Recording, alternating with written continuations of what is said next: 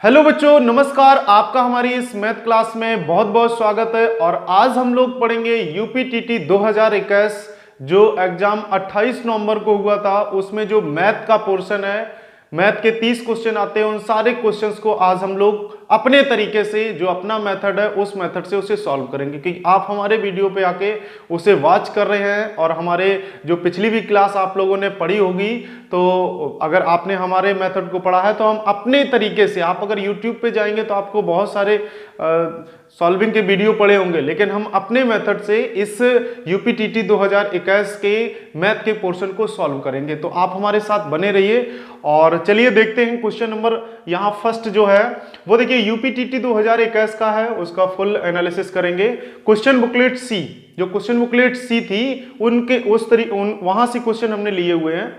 देखिए दिया हुआ है 10 रुपए दर्जन की दर से केले खरीदकर 12 रुपए के 10 केले की दर से बेचने पर प्रतिशत लाभ क्या होगा।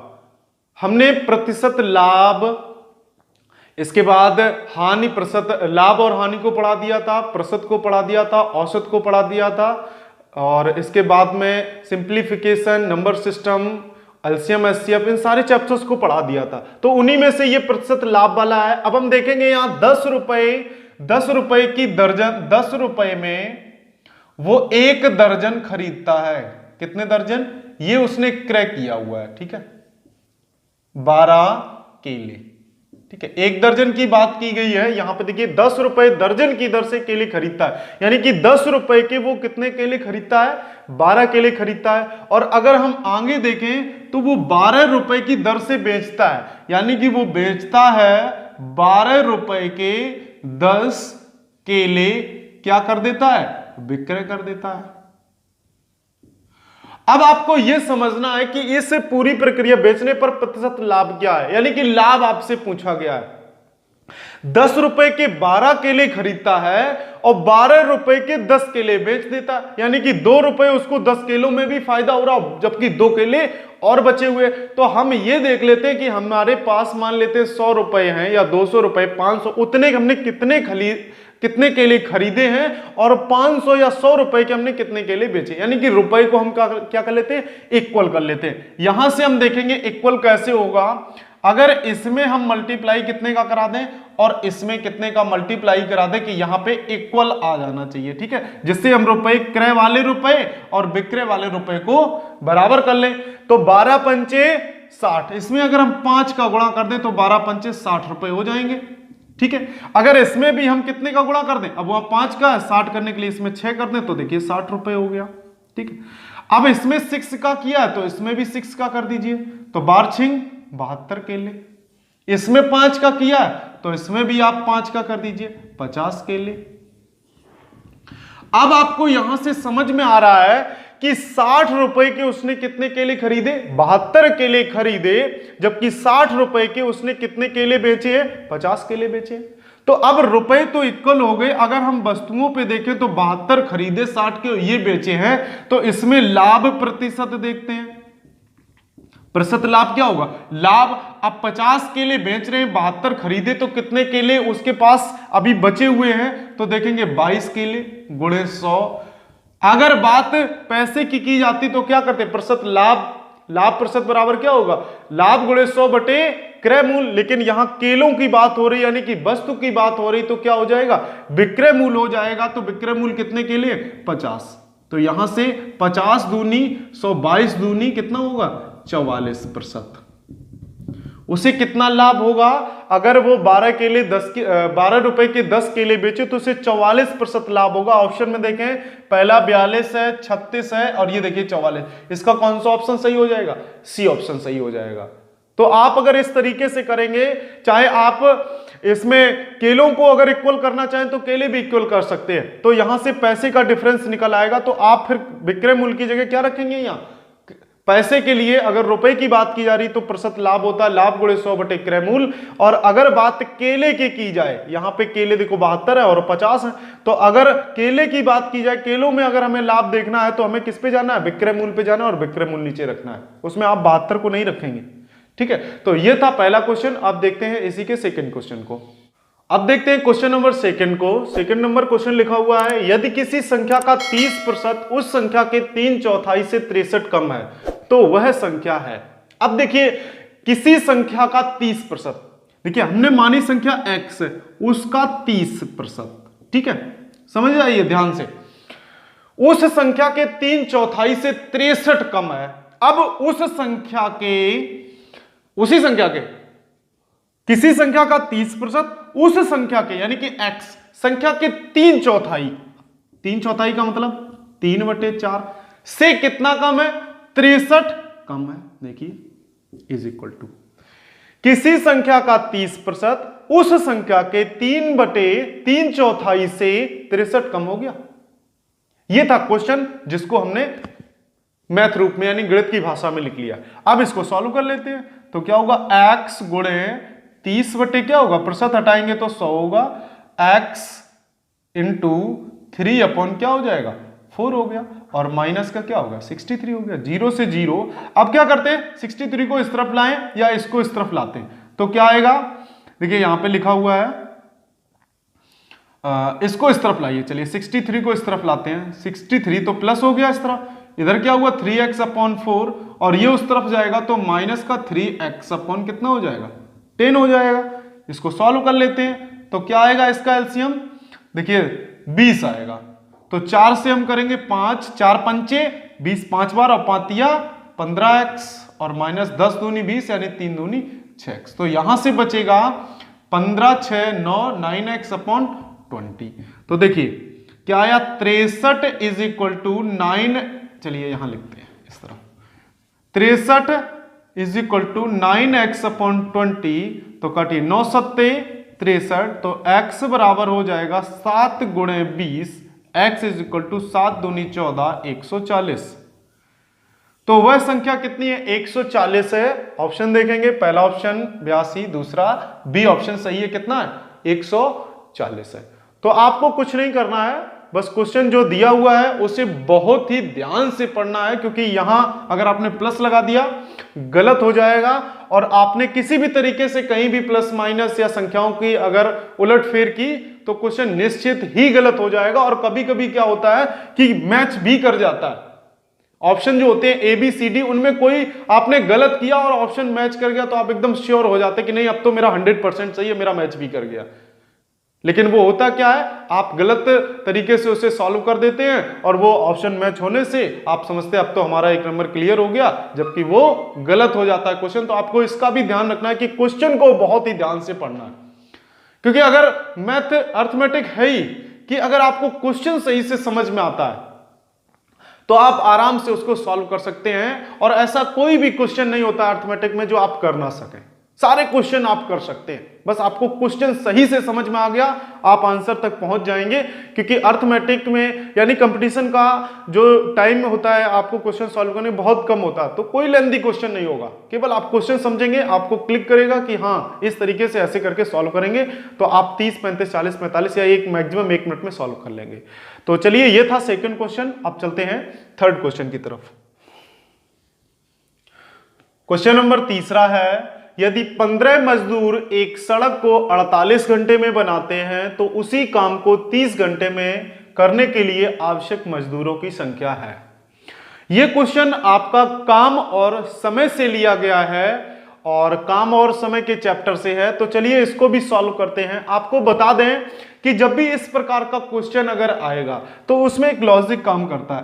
MDH is equal to MDHE, यहां भी E लगा लीजिए और W कर लीजिए, यहां भी W कर लीजिए। आपने MDH एक मसाला तो सुना ही होगा, उसी प्रकार से इसको भी याद कर लीजिए। मैन डेज हॉवर इफिशिएंसी क्षमता, और ये होगा उसका काम। इसी प्रकार से MDHE अपॉन W, ये भी क्या होता है? एफिशिएंसी E होती है और W क्या होता है? सेम। यहां M1 ये सब 1 में कर लेंगे और ये सब क्या करते हैं? 2 में करते हैं। उसमें क्या होता है कि जब आपको शुरुआत में कि 15 मजदूर एक सड़क को 48 घंटे में बनाते हैं, एक बात इस तरफ की खत्म हो गई। दूसरे तरफ की उसी काम को करना है 30 घंटे में कितने करते हैं, तो अब इस पे आ जाएंगे। तो इसमें जो चीजें दी गई हैं वो आपको लिखनी है, जो चीजें नहीं क्वेश्चन में कही गई उनको आपको ध्यान नहीं देना, उनको अलग कर देना है, और जो आपसे पूछा गया उन सारी चीजों को और लिख लेंगे। तो देखिए क्या कहा गया है, 15 मजदूर घंटे, यानी कि MDH is equal to MDH, masala M1 D1 H1 M2 D2 H2। अब यहां देखिए हावर दिया गया, दिन नहीं दिए गए, यहां 30 घंटे दिए गए, उसी काम को मजदूर पूछा गया, तो हम डेज को हटा देते हैं, तो ये हमें मिलेगा M1 H1 is equal to M2 H2। कितने, 15 मजदूर, कितने घंटे में, 48 घंटे में, उसी को कितने मजदूर, M2 आपसे पूछा गया है, और हावर कितना दिया गया, 30 दिया गया। तो इसको क्या करते हैं, इसको यहां से काटते हैं, तो 15 दूनी 30 और 2 से काटेंगे तो कितना होगा 24, यानी कि M2 इज इक्वल टू 24 मजदूर। देखिए यहां से आपको तुरंत इस प्रकार के क्वेश्चन में आप पता चल जाएगा, और इसका ऑप्शन कौन सा है, बी ऑप्शन सही है। सीधा सा आप पहले जो दिया गया उसको एक साइड, दूसरा जो आपसे पूछा गया है वो यहां पे खाली छोड़ देंगे, उसको लिख लेंगे, और हावर आपको घंटे दिए गए वो लिखेंगे, इसको सॉल्व करेंगे, तो वो काम 24 मजदूर उसको कर लेंगे। तो ये काम और समय का है। अभी अपनी इस चैनल पे हमने काम और समय को नहीं पढ़ाया, लेकिन धीरे धीरे वहां पहुंचते चले जाएंगे। तो आप लोग इस क्वेश्चन को नोट कर लीजिए, आप लोग इस क्वेश्चन को नोट कर लीजिए, और अब चलते हैं इसके नेक्स्ट क्वेश्चन, क्वेश्चन नंबर 4 की तरफ। क्वेश्चन नंबर 4 देखते हैं, लिखा हुआ है वह न्यूनतम अंक x है जिसके लिए संख्या 324x 342 11 से विभाज्य, यानी कि आपको ये वाला अंक बताना है कि x कितना है। ऑप्शन 6, 5, 3 और 8 है। देखिए संख्या हमें दी गई 324x 342 दिया हुआ है। अब डिवाइड किससे करना है, 11 से हमें विभाज्य करना है, भाग देना है। इसको 11 से भाग देंगे, आप भाग भी दे सकते हैं, संख्याओं को 6, 5, 3, 8 लिख के आप भाग दे सकते हैं, लेकिन अगर आप डायरेक्ट करना चाहते हैं तो किस प्रकार से करें, अगर भाग देंगे सारी संख्याएं रखनी पड़ेंगी, बहुत समय लगेगा। तो क्या करते हैं, सबसे पहले विषम संख्याओं को देख लेते हैं। ठीक है, ये हो गई 1, 3, 5, 7 में। ठीक है, तो यहां पे विषम संख्या 1 3 हो गई, 1 4 हो गया, 1 3 हो गया और 1 2 हो गया। ठीक है, ये हमने विषम संख्याएं ले ली, विषम अंक ले लिए जो विषम अंकों पे रखे हुए। इसके बाद सम अंक कौन कौन से होंगे, 2 होगा, इसके बाद x होगा, फिर क्या होगा 4 होगा।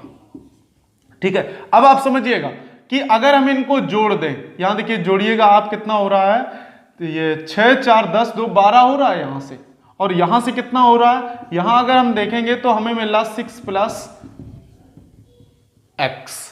अब 11 का विभाज्य का नियम यह होता है कि अगर सम और विषम संख्याओं के बीच के अंतर जो होगा वो कितना होना चाहिए, या तो 0 होना चाहिए या 11 का क्या होना चाहिए, गुणज होना चाहिए। ठीक है, सम और विषम जो अंक हमें प्राप्त होंगे, योग उनका प्राप्त होगा, उनके बीच का अंतर कितना होना चाहिए, या तो 0 होना चाहिए या फिर 11 के गुणज में होना चाहिए। तो यहां से देखेंगे यह हमें मिला 6 + x, यहां कितना है 12। अब इनके अगर हम इसके और इसके अंतर को देखते हैं तो 6 में से 6 गई, अगर यहां 6 और होता तो 6 और 6 कितना होता 12, 12 में से 12 गई तो हमें क्या मिल जाता 0, तो ये संख्या 11 से विभाज्य हो जाती। तो x की जगह हम कितना रख दें 6 रख दें, ऑप्शन कितना हो जाएगा 6 ऑप्शन हो जाएगा। यानी कि हमें सम अंक जितने भी होंगे, जहां जहां जैसे विषम में देखें तो 1 यहां होगा, 3 होगा, 5 होगा, 7 होगा, इस प्रकार से विषम मिलेंगे, तो वो हमने लिख लिया, उनको जोड़ लिया। सम में कितने होंगे वो जोड़ लिए, इसके बाद इन दोनों के डिफरेंस कितना होना चाहिए 0 होना चाहिए। अब यहां 12 है तो यहां भी 12 होना चाहिए, तो x की जगह कितना हो 6 हो, तो यहां पे 6 संख्या ऐसी है जिसे रखने से यह संख्या पूर्णतया 11 से विभाज्य हो जाएगी। तो क्वेश्चन नंबर 5 को देखते हैं, लिखा हुआ है यदि 102.7 को P/Q के रूप में निरूपित रूप में व्यक्त किया जाए तो Q का मान बताना है। बहुत ही इजी है, देखिए यहां पे क्या लिखा हुआ है 102.7 लिखा हुआ है। अब इसको P/Q के रूप में लिखना है तो क्या करेंगे 102.7 बटे क्या करेंगे 1 करेंगे, और इस दशमलव को जैसे ही आप हटाएंगे तो क्या क्या हो जाएगा यार 10 हो जाएगा। तो अब देखिए P/Q के रूप में अगर लिखेंगे तो Q क्या है 10 है, Q की वैल्यू कितनी आ रही है 10 आ रही है। तो इस क्वेश्चन का आंसर हो जाएगा 10p/q के रूप में जैसे करेंगे तो q का मान क्या होगा 10 होगा। तो बी ऑप्शन सही है। और अब देखते हैं क्वेश्चन नंबर 6 को। इस क्वेश्चन को देखते हैं, क्वेश्चन नंबर 6 है। ये देखिए क्वेश्चन जो है वो सिंपल इंटरेस्ट बेस्ड है, साधारण ब्याज का क्वेश्चन है। 600 रुपए साधारण ब्याज की दर से 4 वर्ष में 720 रुपए हो जाता है। यदि ब्याज की दर 2% बढ़ा दी जाए तो वह धन कितना होगा। पहला ऑप्शन दिया हुआ है 792, 724, 748 और 768।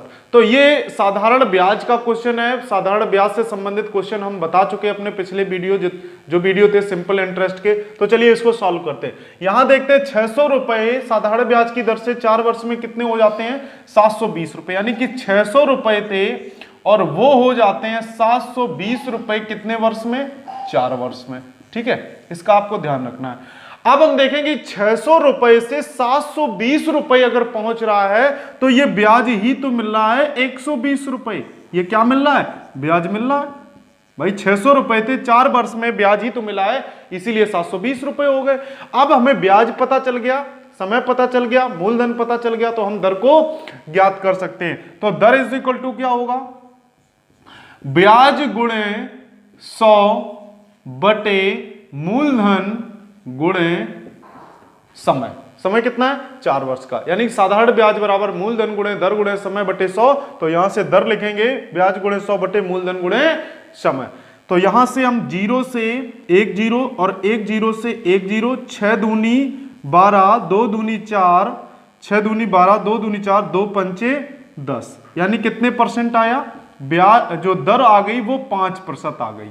अब यहां से एक सारी चीजें पता चल गई, मूलधन भी आपको पता चल गया, समय भी पता चल गया, दर भी पता चल गई है। और अब आपके लिए क्या कहा गया कि 2% की दर बढ़ा देनी है, यानी कि पहले जो दर थी वो कितनी थी 5% निकल के आई, और अब दर कितनी हो गई है 5 + 2 = कितने परसेंट पे निकालना है, 7% पे निकालना है। तो चलिए यहां से क्या पूछा गया, वह धन कितना हो जाएगा, कितना होगा 4%। यदि दर 2% बढ़ा दी जाए, हाँ यदि ब्याज की दर 2% बढ़ा दी जाए तो वह धन बताना है आपको। तो यहां से हम सिंपल इंटरेस्ट निकाल रहे हैं। सिंपल इंटरेस्ट क्या होगा, PRT अपॉन 100।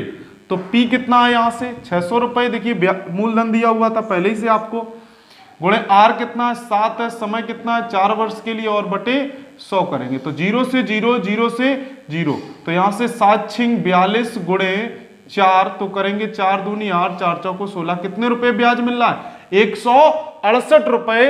तो आपके पास 600 रुपए पहले थे, 168 रुपए आपको और मिल जाते हैं, तो टोटल कितना हुआ 768 रुपए। देखिए इसको जोड़ेंगे तो कितना आएगा 768, यानी कि वह धन 2% अगर बढ़ा दिया जाए तो वह धन कितना हो जाएगा मिश्र धन 768 रुपए। अब चलिए ऑप्शन से, तो ये नहीं है, ये लास्ट ऑप्शन डी ऑप्शन इसका सही हो जाएगा। तो आप इस प्रकार से पहले क्या करेंगे, यहां से दर ज्ञात करेंगे, फिर दर बढ़ाई जा रही है तो दर को बढ़ा के हम साधारण ब्याज ज्ञात करेंगे और वो पैसा उसमें जोड़ देंगे तो हमें क्या पता चल जाएगा, मिश्र धन पता चल जाएगा, और यही इसका आंसर होगा। एक अच्छा क्वेश्चन था सिंपल इंटरेस्ट का। अब चलते हैं नेक्स्ट क्वेश्चन की तरफ।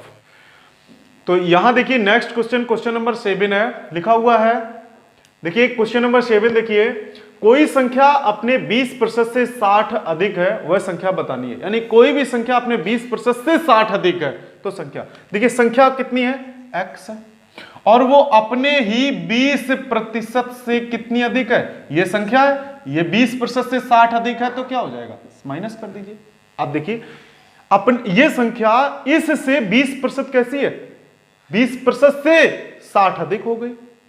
ठीक है, अब क्या करना है, इसे सॉल्व करना है। तो x माइनस x इंटू 20% को हटाएंगे 100 = 6 हो गया, तो 20 × 100 हो गया। तो यहां से क्या होगा, ये 1 है, 5x माइनस x अपॉन 5 कितना हो जाएगा 60, यानी कि 4x अपॉन 5 = 60। काट दीजिए तो 15 चौको 60, तो x = क्या हो जाएगा 15 × 5, 15 × 5 75। तो वह संख्या कितनी होगी 75। इसका आंसर कौन सा, डी ऑप्शन सही हो गया, क्योंकि देखिए कोई संख्या अपने 20% से 60 अधिक है। अब देखो यहां पे जितना भी 20% होगा उससे ये 60 अधिक है, यानी कि अगर ये 80 75 है इसका 20% करिए 75 का। देखिए इसको सॉल्व भी करके देखते हैं। 75 कोई संख्या है तो 75 गुणे 20/100 करिए, तो 20 पन 100, 15 पना 75, और 75 में से जैसे ही आप घटाएंगे तो कितनी अधिक है, 60 अधिक है। ऐसे भी आप देख सकते हैं। अगर आप ऑप्शन से देखना चाहें तो आप ऑप्शन से भी लगा सकते हैं और आपको समय नहीं लगेगा ऐसे प्रश्नों को सॉल्व करने में। तो ये 7 क्वेश्चन हो गए हैं। अब नेक्स्ट क्वेश्चन 8 देख लेते हैं। क्वेश्चन नंबर 8 क्या है? नेक्स्ट क्वेश्चन देखते हैं। क्वेश्चन नंबर 8 को लिखा हुआ संख्या 3070 के सर्वाधिक निकट 17 से पूरी तरह विभाजित होने वाली प्राकृतिक संख्या बतानी है। यानी कि संख्या दी गई है 3070 और विभाजित करना है किससे, 17 से विभाजित करना है, और आपको बताना है 3000 के निकटतम संख्या कौन सी हो सकती है जो पूर्णतया विभाजित हो। चलिए भाग दे देते। 17 एकम 17, कितना बचेगा यहां से 13, 7 आया, 17 सत्ते 119, 17 अट्ठे 136, यहां देखिए 1 हुआ 10। अब देखिए यहां पे कितना आ रहा है 10। या तो इस संख्या में, चलिए यहां देखिए 3070 में हम 10 माइनस कर दें तो हमें 3060 एक ऐसी संख्या मिलेगी जो पूर्णतया विभाजित होगी 17 से। या फिर अगर हम इसमें 7 और जोड़ दें इसमें, यानी कि 3070 है, यहां कितना है 10 है, अगर 7 और होते यानी 17 होते तो 17 से पूरा डिवाइड हो जाता, यानी कि 7 अगर हम और जोड़ दें तो 3000 कितना हमें मिल जाएगा, 77 मिल जाएगा। अब हम देखेंगे 3000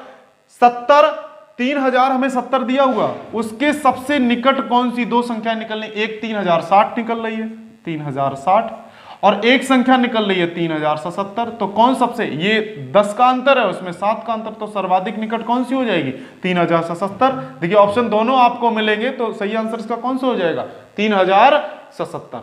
तो आपको कंफ्यूज नहीं होना है, देखना है कि कौन सा नजदीक है। देखिए दोनों आंसर मिल रहे हैं, ये भी डिवाइड हो रहा है, ये भी डिवाइड हो रहा है, लेकिन उसमें पूछा गया है कि सर्वाधिक निकट 17 से पूर्णतया विभाजित वाली संख्या बतानी है, तो ये है 3077। 3077 पूर्णतया निकट भी है और पूर्णतया विभाजित भी है। तो ये 8 क्वेश्चन हो गए। अब देखते हैं क्वेश्चन नंबर 9 को। क्वेश्चन नंबर 9 लिखा हुआ है क्रय मूल तथा विक्रय मूल का अनुपात 5:4 है, तो प्रतिशत हानि बतानी है आपको। देखिए क्रय मूल्य दिया हुआ है और विक्रय मूल्य दिया हुआ है, ठीक है, विक्रय मूल्य दिया हुआ है, क्रय मूल्य और विक्रय मूल्य का अनुपात आपको 5:4 दिया गया है। अब देखिए यहां पे 50 रुपए, अगर हम देखें रेशियो के अलावा हमने 5 रुपए की खरीदी और 4 रुपए की बेच दी, तो हमें क्या हानि तो हो ही रही है। कितनी हानि हो रही है 1 रुपए की, तो प्रतिशत हानि बराबर हानि गुणे 100 बटे क्रय मूल्य। तो 5 से करेंगे तो यहां पे क्या होगा, देखिए 5 दूनी 10, 20%, ठीक है। इसका आंसर क्या हो जाएगा 20%। 5 रुपए की खरीदी, 4 रुपए की बेच दी, 1 रुपए घाटा हो गया, तो प्रतिशत हानि क्या होती है, प्रतिशत हानि इज इक्वल टू होती है हानि गुणे 100 बटे क्रय मूल्य। तो 5 से काटेंगे तो कितना हो जाएगा 20%। तो ये थे 9 क्वेश्चन, और आज की क्लास में 9 क्वेश्चन ही सॉल्व कराएंगे, और अगली जो क्लास होगी उसमें बचे हुए क्वेश्चन को सॉल्व कराएंगे। तो आप हमारे चैनल को लाइक और सब्सक्राइब जरूर करें। धन्यवाद।